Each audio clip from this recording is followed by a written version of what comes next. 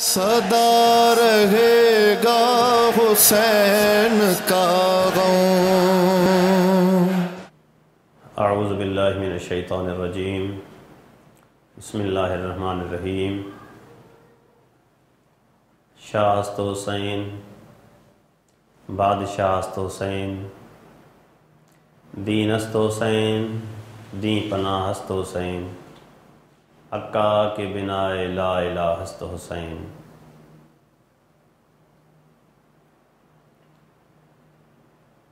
آج میرا موضوع درس کربلا ہے۔ ہمیں کربلا کے واقعے سے کیا سبق ملتا ہے؟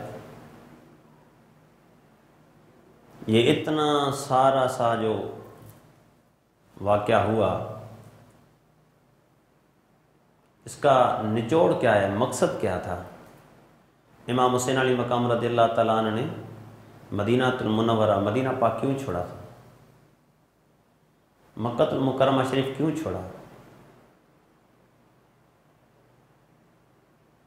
امام حسین علیہ مقام رضی اللہ تعالیٰ نے یہ قربانیاں کیوں دیں؟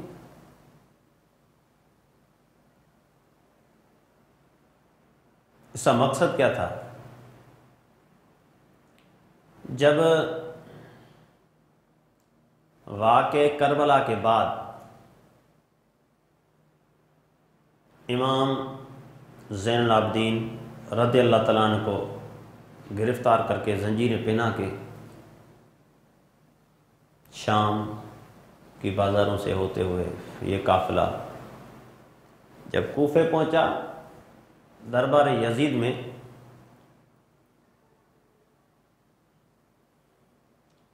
تو اس وقت یزید نے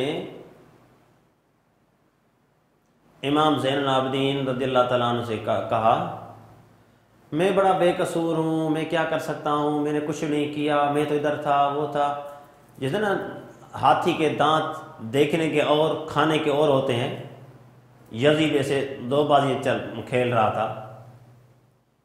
سارا کچھ کروایا بھی یزید نے، پھر اپنے آپ کو بول رہا تھا نہیں میں نے تو کچھ نہیں کیا، میں نے یہ کیا، میں تو بڑا لاغر ہوں، میں مجبور بندہ ہوں، بے قصور ہوں، میں نے کچھ بھی نہیں کیا، میں نے کچھ نہیں کروایا۔ امام زین العابدین رضی اللہ تعالیٰ نے کہا تمہاری کوئی شرط ہو، جو تمہارا حکم ہو بلا وہ فرمائیں۔ امام زین العابدین رضی اللہ تعالیٰ نے بڑی 14 سال عمر ہے امام زین العابدین رضی اللہ تعالیٰ عنہ کی، اندازہ لگا سکتے ہیں 14 سال کی عمر میں امام زین العابدین رضی اللہ تعالیٰ عنہ کا ذہن مبارک چیک کریں۔ امام زین العابدین رضی اللہ عنہ نے فرمایا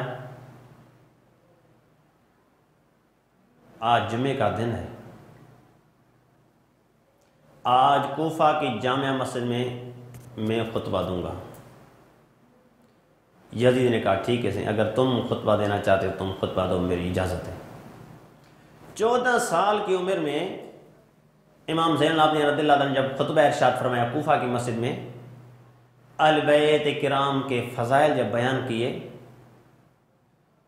امام زین العابدین رضی اللہ تعالیٰ عنہ کی میں کیا بتاؤں، اس گھرانے سے تھا، اس گھرانے کے فصاحت بلاغت کے چرچے ہوتے تھے، ان کا بولنا، ان کے سامنے کسی کا بولنا کسی کی جرأت نہیں ہوتی تھی، یہ عظیم گھرانہ تھا۔ جب امام زین العابدین رضی اللہ تعالیٰ عنہ نے خطبہ ارشاد فرمایا، خطبہ ارشاد فرماتے جب اتنے فضائل بیان کیے اہل بیت کے، ایسا درد ولولہ انگیز خطاب فرمایا، تو یزید نے دیکھا کوفہ کی جامع مسجد میں لوگوں میں کھلبلی مچ گئی ہے، لوگوں کے دل بھر آ گئے، لوگوں سے کہ آنکھوں سے آنسو بہنے لگے۔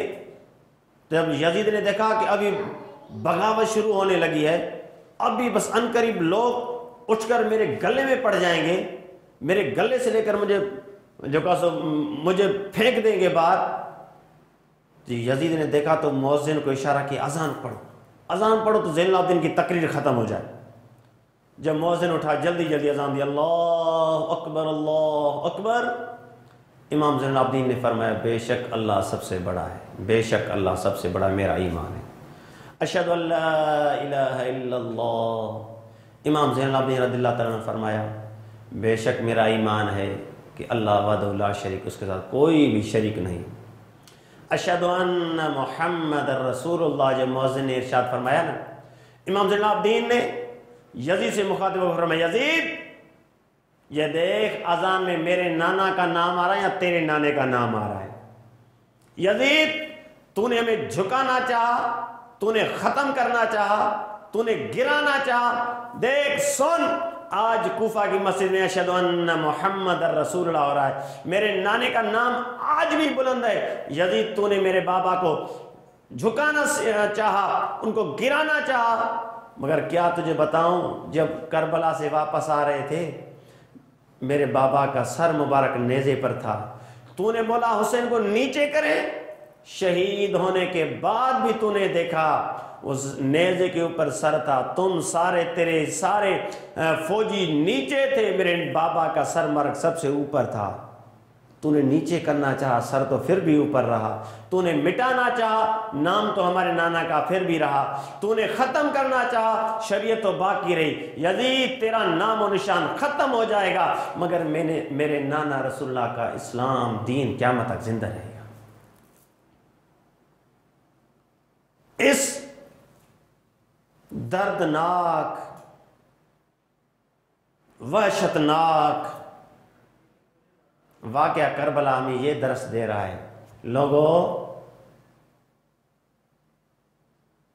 جب اسلام کے سامنے کوئی بھی آ جائے، کتنا ہی بڑا نام ہو، کتنا ہی بڑا بادشاہ ہو، کتنی بڑی سلطنت ہو، اس سے ٹکرا جاؤ۔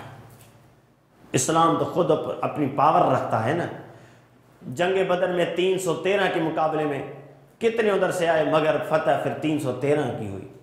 احد میں دیکھو، خندق میں دیکھو، صفین میں دیکھو، یرموک میں دیکھو، ہزاروں لاکھوں کا لشکر مقابلے میں آتا تھا، فتح تو پھر بھی اسلام کی ہوتی تھی نا۔ اسلام اپنی پاور خود رکھتا ہے۔ کربلا میں 72 تھے، ادھر 1.25 لاکھ کا مجموعہ تھا، فتح تو پھر بھی حسین کی ہوئی ہے، فتح تو پھر بھی اسلام کی ہوئی ہے، فتح تو پھر بھی دین کی ہوئی ہے۔ امام حسین علیہ مقام رضی اللہ تعالیٰ کے ارشاد مبارکہ ہے، ظلم کے خلاف جتنا جلدی اٹھو گے تمہارے لیے بہتر ہے، جتنا دیر سے اٹھو گے اتنا زیادہ تمہیں محنت کرنی پڑے گی، اتنا تمہیں زیادہ نقصان اٹھانا پڑے گا، اس لیے تمہیں چاہیے کہ اس ظلم کے خلاف جلدی اٹھو۔ یہ کربلا کا ہمیں سبق یہ دے رہا ہے، اس ظلم کے ساتھ اٹھ جاؤ، سامنے میں کوئی بھی ہو جائے اس کے ساتھ ٹکرا جاؤ، مقابلہ کر جاؤ، بلند ہوگا تو اسلام ہوگا، نام ہوگا تو اسلام کا ہوگا، کیونکہ ان الدین عند اللہ الاسلام، بے شک اللہ کے نزدیک جو پسندیدہ، اللہ سے کے نزدیک جو دین ہے وہ اسلام ہے۔ اللہ تعالیٰ کا پیارا پیارا جو دین ہے اس کا نام اسلام ہے، جو اللہ تعالیٰ کا پیارا پیارا دین ہے، مصطفیٰ کا پیارا پیارا دین ہے، اس کا نام اسلام ہے۔ اس اسلام کے خاطر امام حسین علیہ مقام نے اتنی بڑی قربانی دی، سب کچھ قربان کر دیا، مگر اسلام کے خاطر اسلام پر آنچ آنے نہیں دی۔ ہمیں چاہیے اسلام کے اس کربلا کے اس واقعے سے سبق سیکھنا یہ ہے کہ اسلام کے سامنے آنے والے ہر شخص کے ساتھ ٹکرانا ہے، وہ شخص ہو، نام ہو، عہدہ ہو، بادشاہ ہو، کوئی بھی ہو، جو اسلام کے سامنے آئے گا اس کے ساتھ ٹکر لینی ہے، ٹکر کرنی ہے، اس کو جھکا کے دکھانا ہے، کیونکہ اسلام اپنی پاور خود رکھتا ہے، اسلام زندہ ہوتا ہے ہر کربلا کے بعد۔ وما علینا الا البلاغ المبین۔ صدا رہے گا حسین کا غم،